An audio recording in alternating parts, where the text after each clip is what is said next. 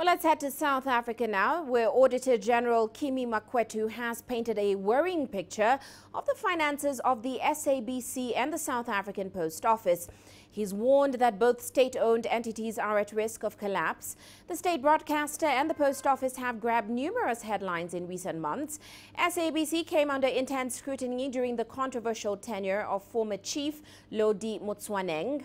The post office has gained renewed attention as it bids to take over the distribution of social grants to millions of poor South Africans. Now, in its latest report on state finances, the Auditor General revealed that the South African Post Office spent about $13 million on fruitless and wasteful expenditure, making it the worst offender in that category in the 2016 and 2017 financial year. This, of course, compares to about $500,000 in 2015 and 2016.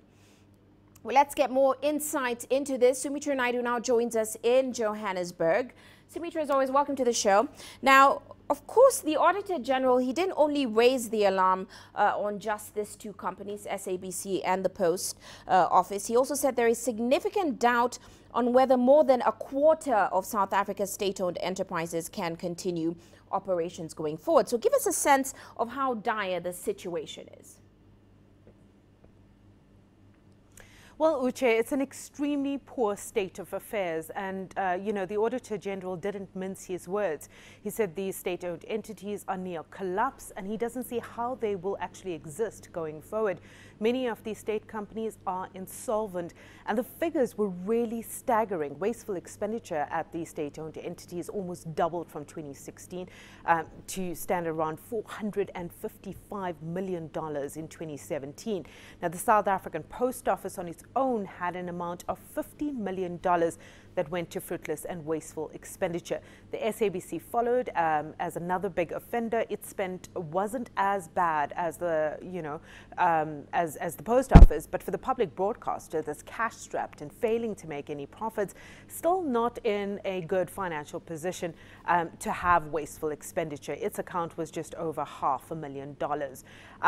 Surprisingly, AXA was also listed for fruitless expenditure.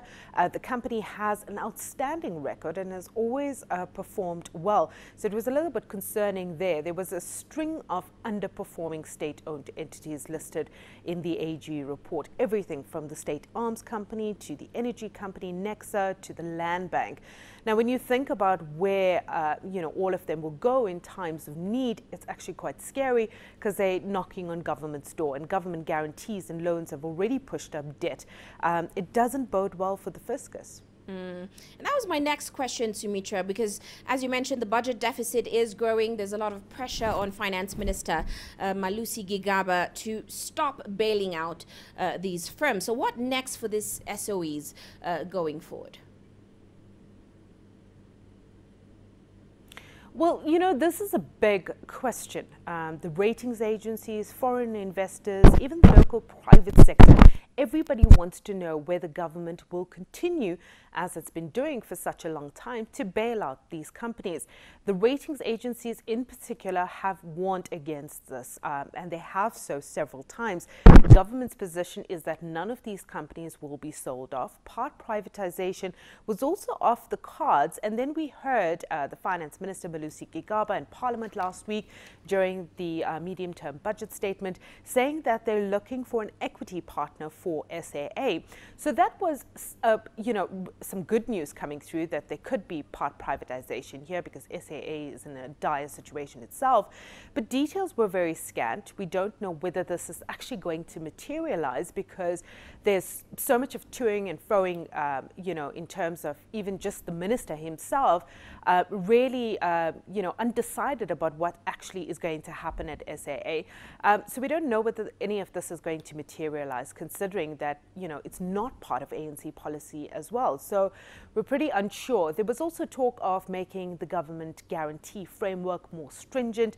That too remains a wait and see. In the meantime, investors, for investors, it's really not good news. It's not good news for the economy because investors are either moving away or staying on the sidelines, waiting for some sort of news or the answers to these questions. Quite right, Sumitra. Well, many thanks for that update. Sumitra Naidu joining us there in Johannesburg. Well,